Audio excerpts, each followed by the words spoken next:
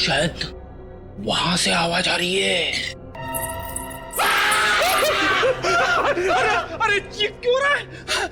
मुझे heart attack आ जाता ना। सर वहां कोई है सर, वहां पे अब भी देखता हूं।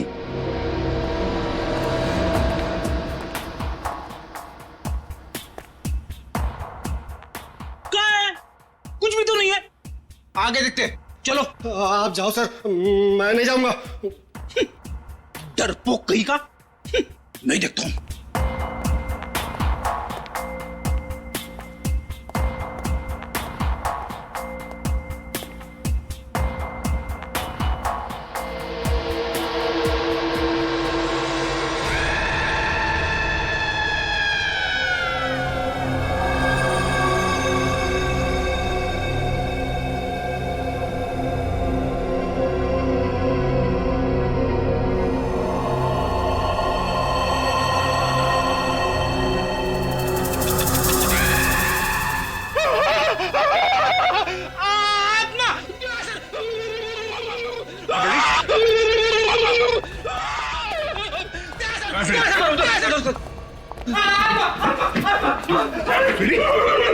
क्या सर आत्मा यहाँ खड़ी थी, सर यहाँ खड़ी थी, मेरे आईने में देखिए। मेरे सामने कभी आत्मा की बात मत करना, समझे? लगता है फ्रेडी ने यहाँ किसी लड़की को देखा इस आईने में। देखा सर, घर के अंदर भी अमावस्या। फ्रेडी चुप। ये रमेश, रमेश क्या हुआ? रमेश, लगता है किसी ने हमला किया सर इस पे। फ्रेडी पूर्वी इसे हॉस्पिटल लेके जाओ। सचिन चलो ढूंढते उसे।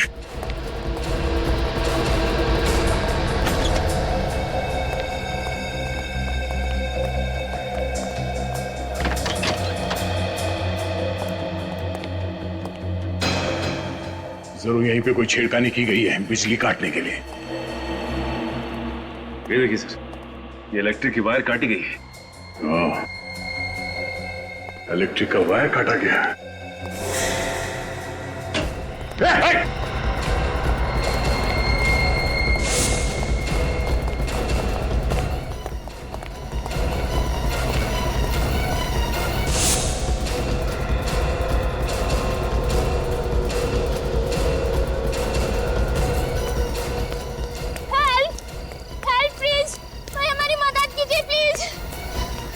क्या मुझे? सर किसी ने चाकू मार दिया इनको। चाकू मार दिया? किसने? सर एक आदमी इस तरफ से दौड़ते हुए आया और मेरे दोस्त को चाकू मार दिया और बाइक लेके भाग गया। किस तरफ गया वो? सर इस तरफ। ओह, एक मिनट। कुछ नहीं होगा, कुछ नहीं होगा आपको। पहले हवेली की बिजली काट दी, रमेश पे हमला, अब ये बच के जाएगा कहाँ? हेलो एम्बुलेंस, आप लोग अपनी आंखें खुली रखो। वो बाइक हवा में गायब तो नहीं हो सकती ना? हाँ, कहीं ना कहीं तो मिलेगी। हाँ, और जैसे ही कोई खबर मिले फौरन मुझे इन्फॉर्म करना। ओके। बड़ा चालाक है ये खुली दया, बड़ा चालाक है। जैसे उसे पता चल गया कि उसका भांडा फूटने वाला है, उसने हवेली की बिजली ही काट दी। हाँ सर, और फिर रमेश पे हमला कर दिया ताकि हमें भी यकीन हो जाए कि वो हवेली हॉन्टेड है। हाँ, लेकिन उसका नाटक हम ज्यादा दिन चलने नहीं देंगे। उसके नाटक पर पर्दा गिराना ही पड़ेगा। मगर कैसे सर? बेटे, तुमने कभी नाटक देखा है? नाटक पर पर्दा गिराने का बटन स्टेज पर होता है, मगर पीछे की तरफ जो किसी को दिखाई नहीं पड़ता। मगर सर वो तो स्टेज है और ये हवेली। इस हवेली में भी कोई ऐसा बटन है, कोई ऐसा राज, खुफिया राज जो हमें दिखाई नहीं पड़ रहा है। हाँ सर, कोई तो खुफिया रास्ता है जहां से विंध्या की लाश उस अलमारी में रखी गई, वरना खूनी का सबके सामने लाश लेके आना इम्पॉसिबल है। हाँ दया, वो अलमारी जहां से हमें विंध्या की लाश मिली, उस हवेली में जाकर फिर से वो अलमारी चेक करनी पड़ेगी। कोई ना कोई खुफिया रास्ता तो जरूर है इस कमरे में, जिसके जरिए वो लाश यहां पे लाई गई और इस अलमारी में रखी गई। चेक करो।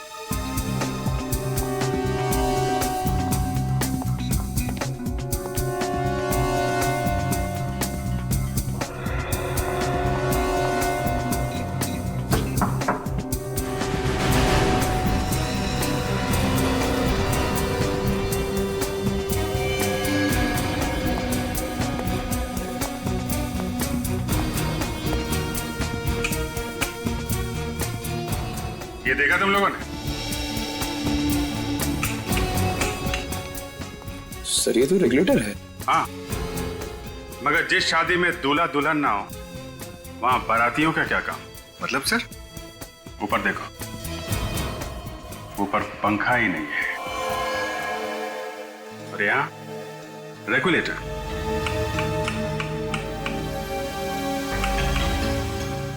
ठीक से चेक करो आसपास, कहीं कोई आवाज आ रही है, कोई रास्ता खुल रहा है कहीं पे, कोई दरवाजा, कुछ भी।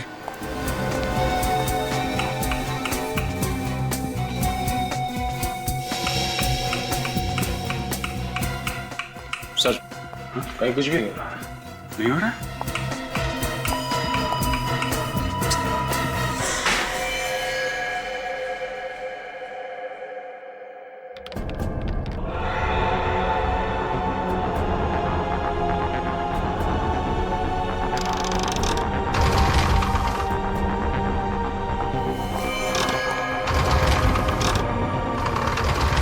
अच्छा, तो ये है वो जादुई सुरंग जो अभी तक हमें चकमा दे रही थी। चलो अंदर देखते हैं और कौन कौन से जादू छुपे हैं अंदर।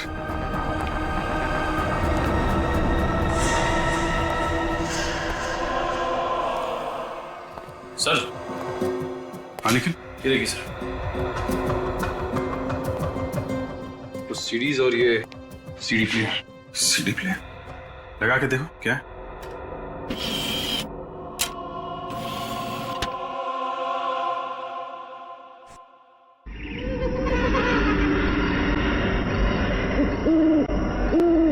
तो ये है आत्मा की आवाज। इसी आवाज से लोगों को डरा रहा था वो। ओह, एक जैसी दो पेंटिंग, एक असली और एक नकली। नकली पेंटिंग बनाई जा रही है यहाँ पे। सर ये देखिए, दो मूर्तियां बिल्कुल एक जैसी। तो ये चल रहा है यहाँ पे, ओरिजिनल मूर्तियों और पेंटिंग्स की नकल तैयार की जा रही है। सर सर ये देखिए सर, यहाँ जरूर किसी की हाथापाई हुई है। और ये कपड़ा, शायद इसी कपड़े से बिंदिया का दम घोटा गया था।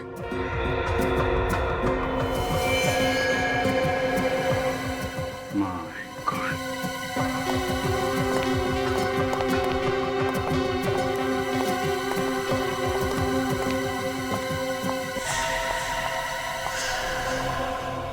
तो ये है वो लड़की जो आत्मा बन के लोगों को डरा रही थी। सर ये तो मर चुकी है। लेकिन सर इसका खून किसने किया होगा? सर कहीं इस सब के पीछे दलजीत का हाथ तो नहीं? दलजीत ही है, तभी तो अमावस का बहाना बना रहा था ताकि 2 दिनों में ये सारा माल ठिकाने लगा सके। श्रेया, बॉडी को फॉरेंसिक लैब भिजवा। पता लगाओ उस दलजीत का, उसका मोबाइल ट्रैक करो, उसके कॉल्स की डिटेल्स निकालो, पता करो किन किन लोगों ने उसे फोन किया था और आखिरी बार उसने किससे बात की थी।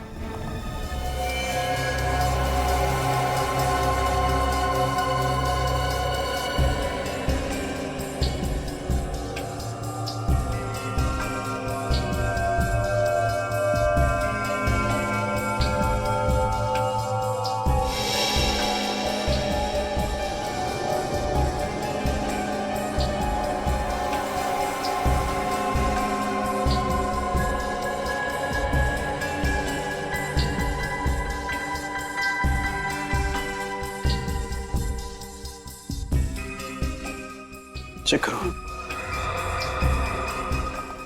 हाँ सोलंकी, क्या चल रहा है? क्या बताओ यार क्या चल रहा है। इतना मेकअप थोपा गया इसके चेहरे पर कि इसका मेकअप निकालते निकालते मेरे पसीने निकल गए। ये देखो। ये लड़की जरूर किसी थिएटर ग्रुप या फिल्म यूनिट से जुड़ी होगी सर, इसलिए ऐसा मेकअप करके आत्मा का रोल कर रही थी लोगों को डराने के लिए। हाँ फ्रेडी, एक काम करो, शहर में जितने भी फिल्म प्रोडक्शन यूनिट्स और कास्टिंग एजेंसीज है वहां जाकर के इस लड़की का फोटो दिखाओ, शायद पता चल जाएगा ये है कौन। Yes sir.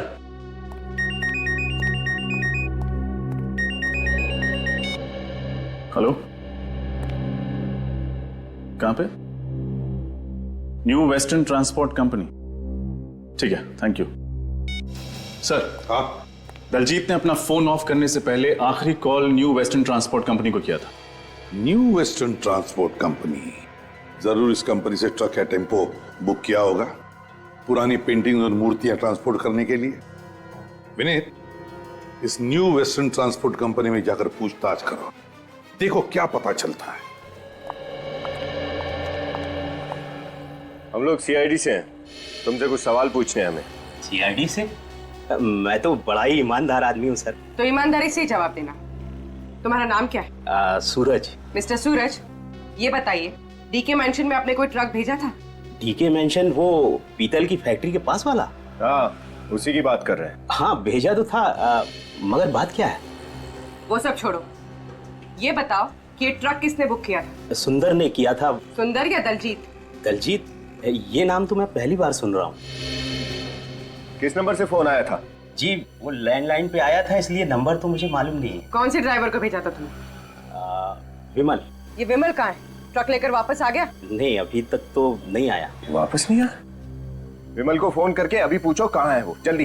विमल फोन रखता ही नहीं है। उस ट्रक का नंबर बताओ हमें। जी PQR 4784Z। 4784Z। एक काम करो, जैसे ही वो ट्रक वापस आ जाए फौरन सीआईडी को इन्फॉर्म करना, ओके? जी।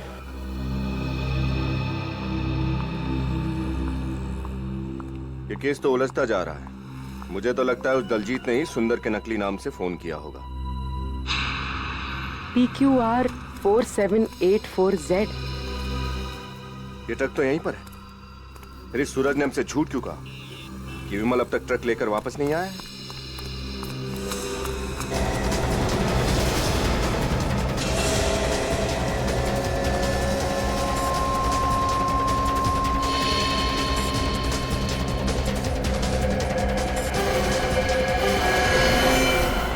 सीआईडी से झूठ बोल के तूने अच्छा नहीं किया।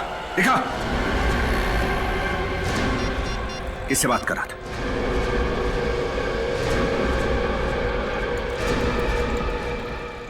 वो फोन उठा नहीं रहा। ये तो हम पता लगा ही लेंगे तू किससे बात कर रहा था। चल चल।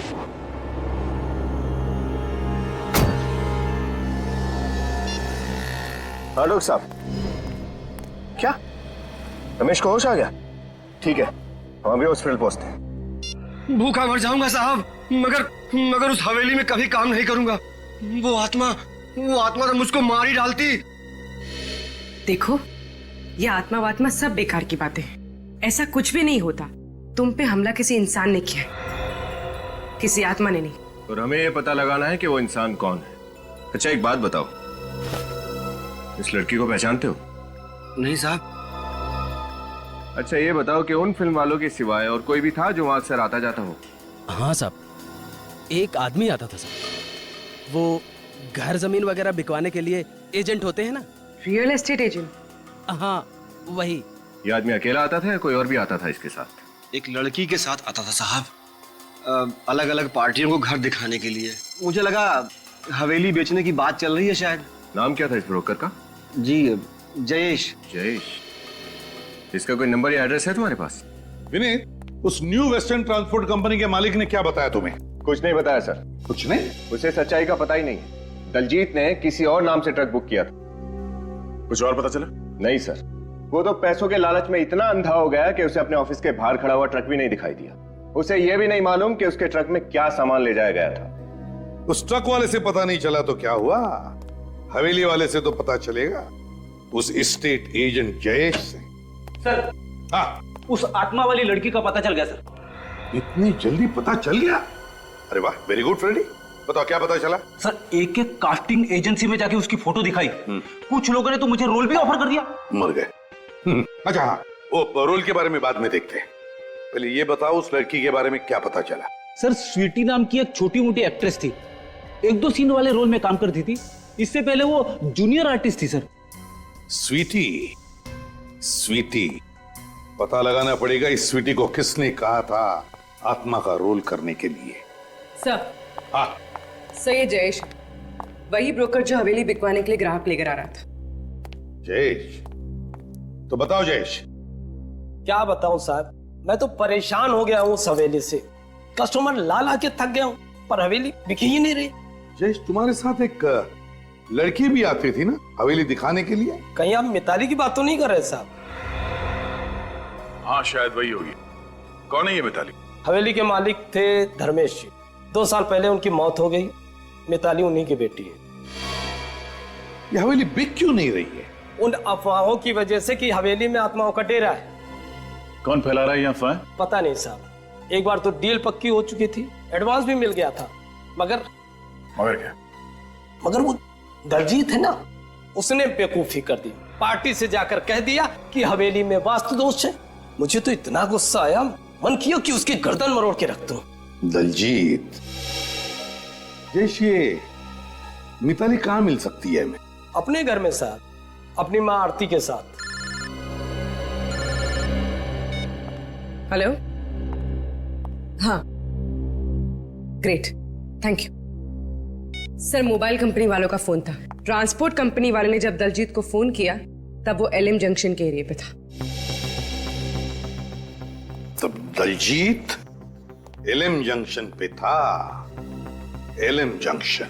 जी, हम एलएम जंक्शन से तकरीबन 3 किलोमीटर की दूरी पर। क्या?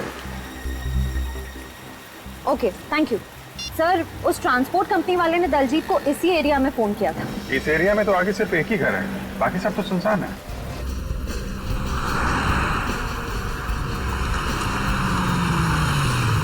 ये रहा घर।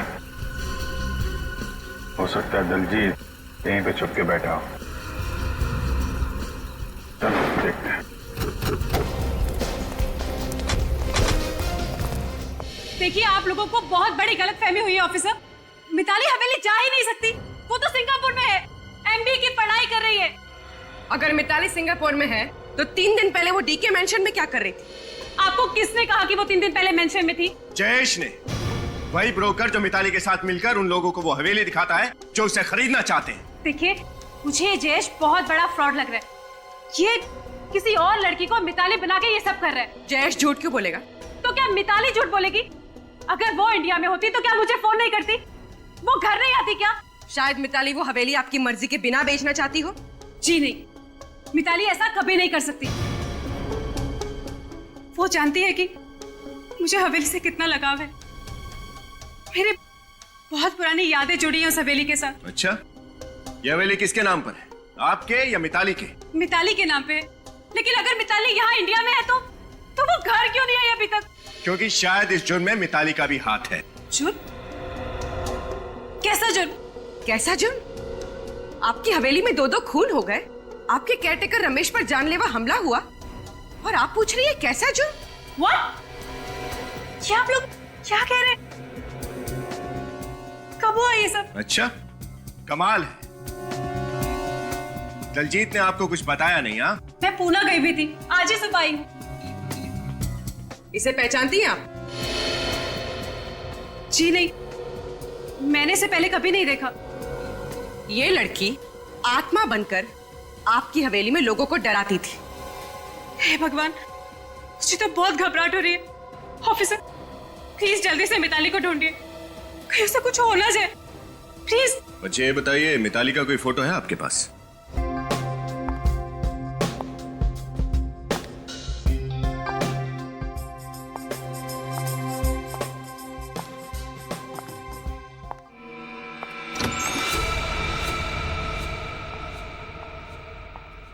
हेलो,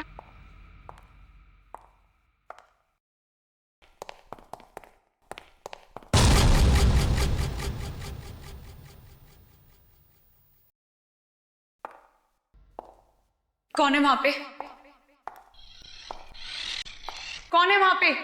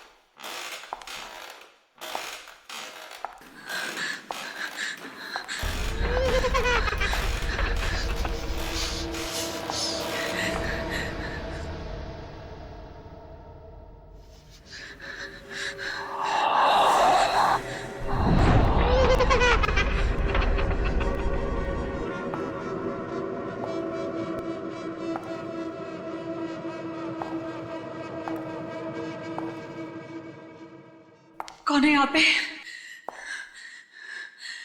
कौन है यहाँ पे?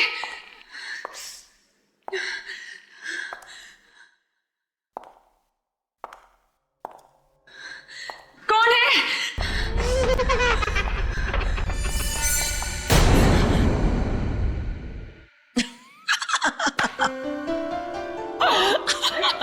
Come on, guys. मुझे पता था तुम एक नंबर की डरपोक हो। ऐसा भी कोई मजाक करता है? तुमने तो मेरी जान ही निकाल दी। अरे कम ऑन यार, कुछ दिनों में हमारी फिल्म राज 3 रिलीज होने वाली है और हम लोग ऑडियंस को डराने वाले हैं और तुम खुद डर रही हो। लेकिन तुमने ये सब किया कैसे? हमारी टैलेंटेड आर्ट डायरेक्टर बिंदिया की मदद से। इसका मतलब मैं तुमसे जरूर लूंगी। ओके। मैम शॉट रेडी है। ओके, लेट्स गो।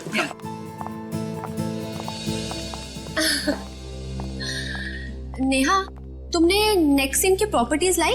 नहीं मैम। क्यों? मुझे वहाँ डर लगता है अकेले जाने में, क्योंकि वहाँ आत्मा है। आत्मा? कम ऑन नेहा, ये आत्मा शात्मा कुछ नहीं होता है, सब कहानियां हैं। ओके फाइन, मैं जाके ले आती हूँ।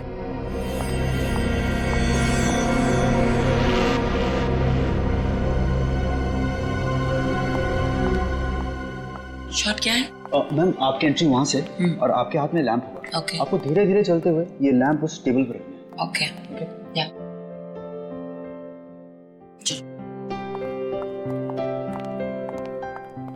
Role sound 34/1 take 1 action.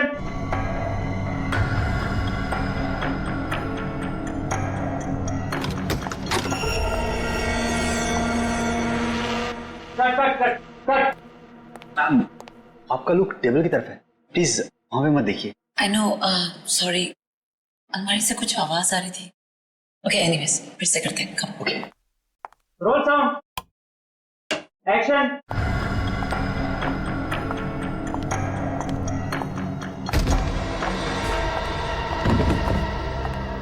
Bindiya, cut cut cut.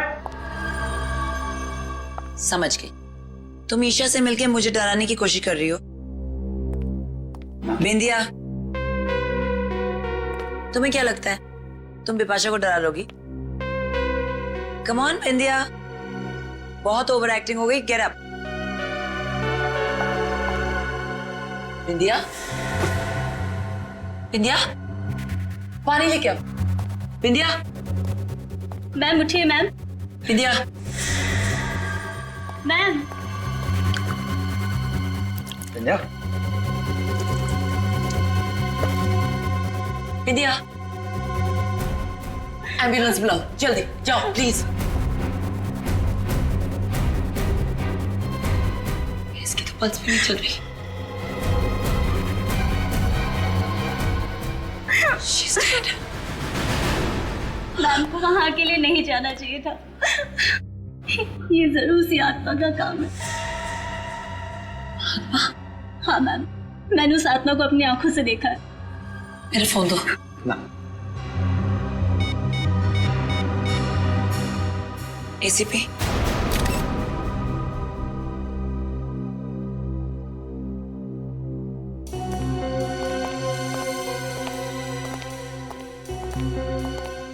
Vipasha जी, आप यहाँ पर राज 3 फिल्म की शूटिंग कर रही हैं। जी एसीपी साहब, राज 3 7 सितंबर को रिलीज हो रही है, तो बस लास्ट 2-3 सीन्स शूट कर रहे थे। तो जब आप अपना शॉट दे रही थी उसी वक्त ये अलमारी खुली और बिंदिया की लाश बाहर गिर गई। जी हाँ। और ईशा जी, जिस वक्त ये हादसा हुआ उस वक्त आप क्या कर रही थी? सर मैं तो अपनी वैनिटी वैन में थी। इस सीन में मेरी जरूरत नहीं थी तो अगले सीन के डायलॉग से याद कर रही थी। चलो कोई बात नहीं, ठीक है। फिलहाल आप लोग जा सकते हैं, लेकिन अगर हमें जरूरत पड़े तो आपको फिर से तकलीफ देंगे।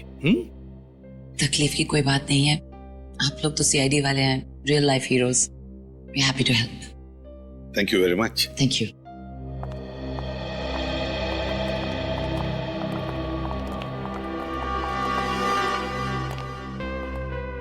नेहा, तुम बिंदिया की असिस्टेंट हो, है ना? जी सर, और ये खून उसी आत्मा ने किया है जो इस हवेली में भटकती रहती है। देखो नेहा, कोई आत्मा नहीं होती, सब झूठ ही है, समझिए?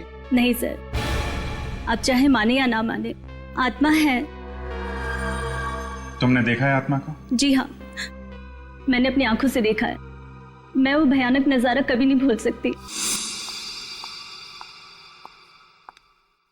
ओह गॉड, इतना सारा सामान, कहाँ ढूंढूं उस मूर्ति को मैं?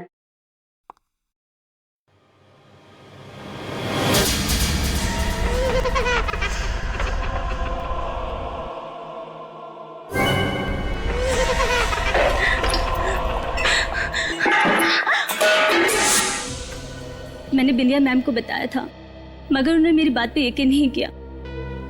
उनको उस कमरे में जाने के बाद किसी ने देखा भी नहीं। नेहा, इस हवेली का मालिक कौन है? पता नहीं सर। तो फिर हवेली की देखभाल कौन करता है? सर रमेश है, जो यहाँ का केयरटेकर है। रमेश, इधर आओ। जी साहब। नेहा किस आत्मा के बारे में बात कर रही है, कुछ जानते हो? नहीं साहब, मैंने सिर्फ सुना ही है, आत्मा देखी नहीं है। पूर्वी, इस नेहा के साथ उस कमरे में जाओ जहां पर फिल्म शूटिंग की प्रॉपर्टी रखी जाती है। सर, क्या मेरा जाना जरूरी है? आइए मेरे साथ, घबराइए मत, कुछ भी नहीं होगा, चलिए। रमेश, बात बताओ, हवेली का मालिक कौन है? जी धर्मेश साहब। मगर साहब, उनकी तो 2 साल पहले मौत हो गई। तो ये हवेली अब किसके नाम पे है? जी उनकी वाइफ आरती के नाम। कहाँ रहती हैं आरती जी? जी जुहू में, मगर फिलहाल तो वो पुणे गई हैं, कल तक आएंगी। अच्छा रमेश, ये हवेली शूटिंग के लिए भाड़े पर कौन देता है? जी साहब, वो दलजीत। दलजीत? दलजीत को बुलाओ।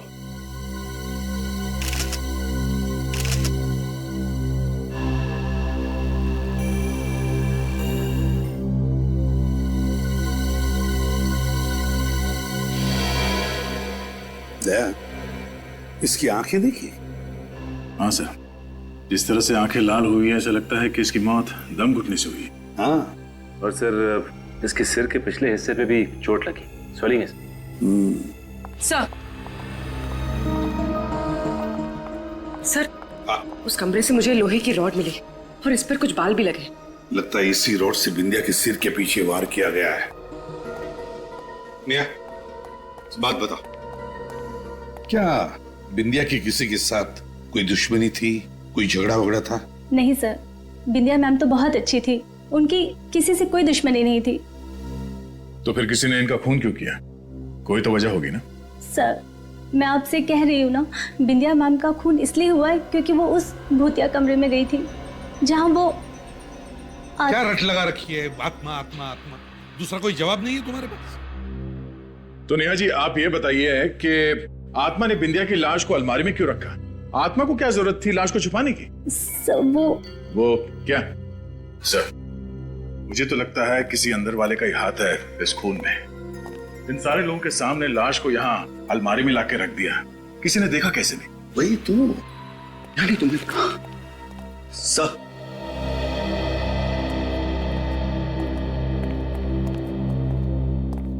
सर ये दलजीत है, यहाँ के मैनेजर। Hello sir. तो आप है जो इस हवेली को शूटिंग के लिए देते हैं भाड़े पे? देता था सर, लेकिन इस बार नहीं देना चाहता था। लेकिन ये पर सर मैंने जिद की और तंग आकर इन्होंने ये हवेली दे ही दी। दलजीत जी, ऐसी क्या वजह थी जो इस बार आप ये हवेली शूटिंग पर देने के लिए तैयार नहीं थे? वही आत्माओं की कहानियां सर। हर रोज ये शूटिंग वाले सुपर नेचुरल घटनाओं का जिक्र किया करते थे। मेरा दिमाग खराब हो गया था सर। आपको लगता है कि ये कहानियां सब झूठी हैं? ये मैं कैसे बता सकता हूं? मैंने अपनी आंखों से कुछ ऐसा नहीं देखा है।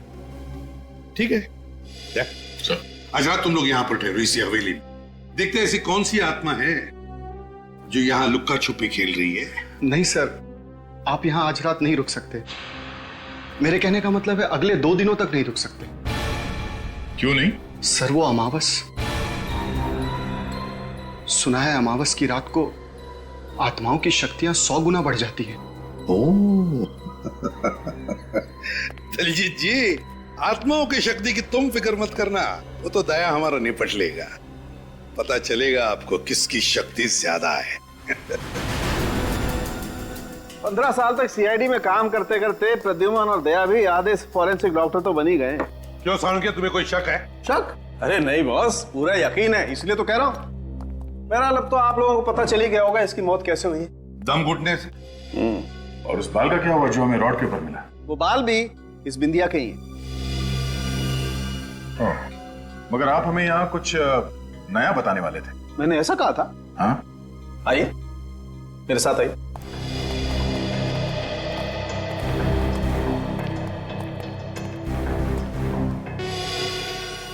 ये देखिए बॉस,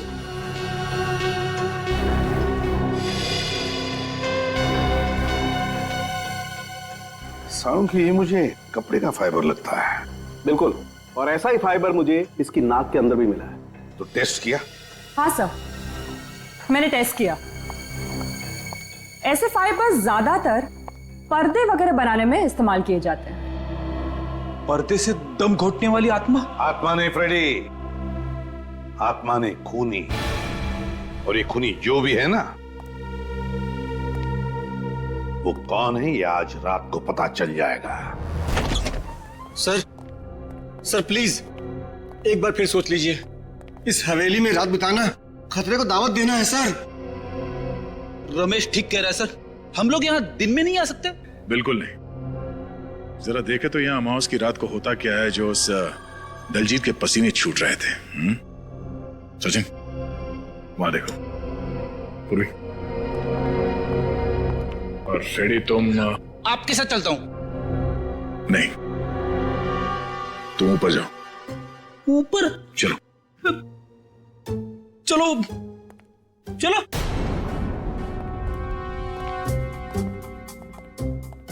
मैंने सुना है आत्माएं इंसानों को खा जाती है।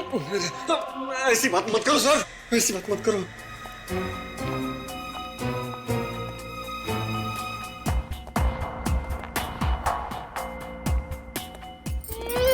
सर सुनी, आपने आत्मा की आवाज सुनी? श्रेय, वो बग ठीक से लगाया था ना? फिर आवाज क्यों नहीं आ रही है? कहीं उसको बग के बारे में पता तो नहीं चल गया? एक बार ये फ्रीक्वेंसी फिर से चेक कर लो। ओए तेज चला। एक बार ये मेरे रास्ते से हट जाए तो वो हवेली भी नहीं बिकेगी और मेरा गैर कानूनी काम भी नहीं बंद होगा।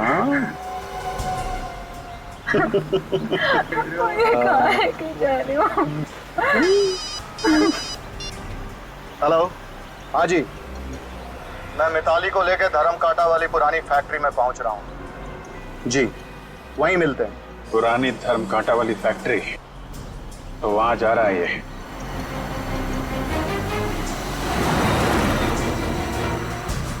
मजा आ रहा है खुली हवा में सैर करने में? हाँ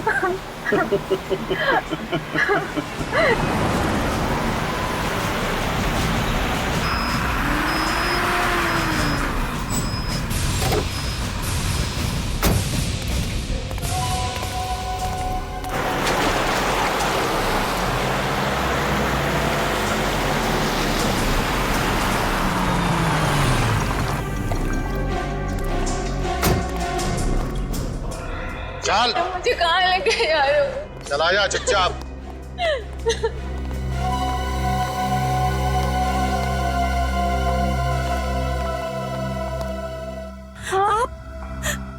आप यहाँ? बहुत खुश हुई ना तुम इन्हें यहाँ देखकर? मैं चाहता हूँ ये शुभ कार्य आप अपने हाथों से करें और अपनी लाडली बेटी को गोली मारें। आप एक माँ हो के मुझे मारना चाहती हैं। अब क्या करें? कलयुग की सौतेली माँ ना कुछ ऐसी ही होती है।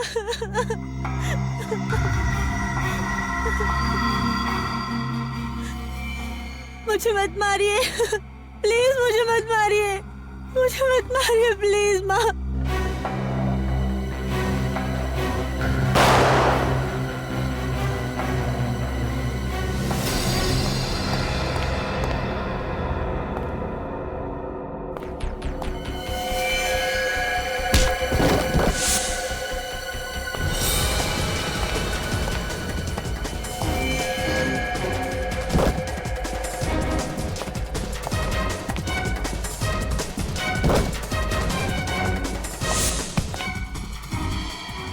पागल औरत, तूने मुझे क्यों गोली मारी?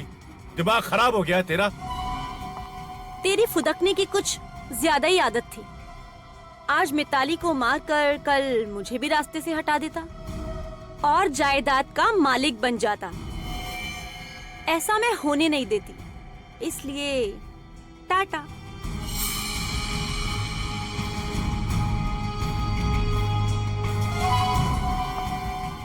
अब मरने की तुम्हारी बारी है। नहीं, मुझे मत मारो प्लीज, मुझे मत मारो, मुझे छोड़ दो प्लीज, मुझे मत मारो।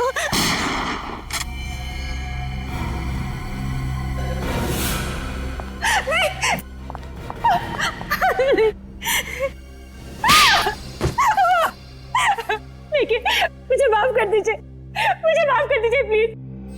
पैसे के लालच से मुझे अंधा कर दिया था।